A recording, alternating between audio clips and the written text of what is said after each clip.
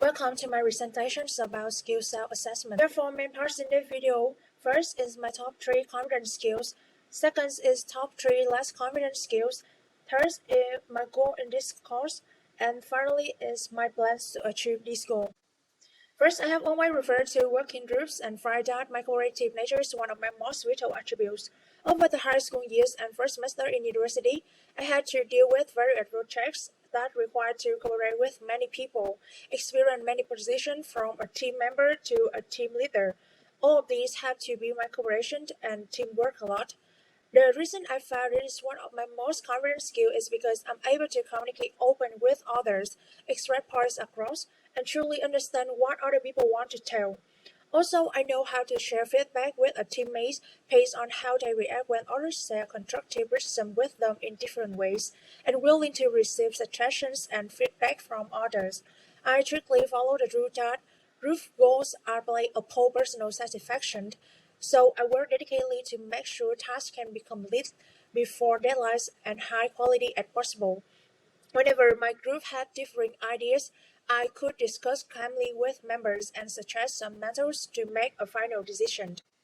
My second positive skill is time management. I have time to do everything that I need without feeling stressed about it. To manage my time effectively, I make a simple to-do list before the start of the day, prioritize the urgent and important tasks, and focus on the essentials. Set a realistic deadline and stick to it. Especially, I usually set the deadline a few days before the task is due so that I can deal with potential problems if unfortunately happened.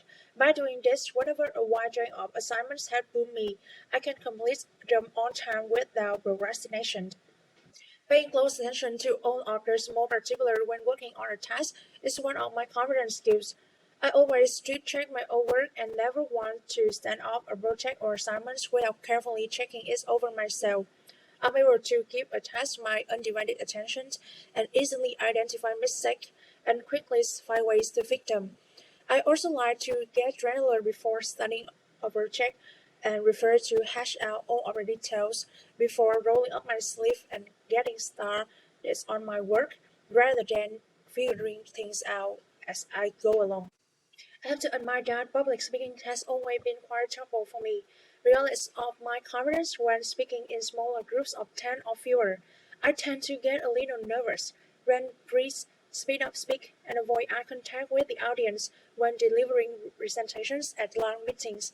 This is because I feel it's like judgment and rejection while standing in silence with an audience attention. The second skill I'm less confident about is adaptability. Although learning new things is not a challenge for me, however, the ability to be flexible and adjusting to a changing environment is one of my greatest drawbacks.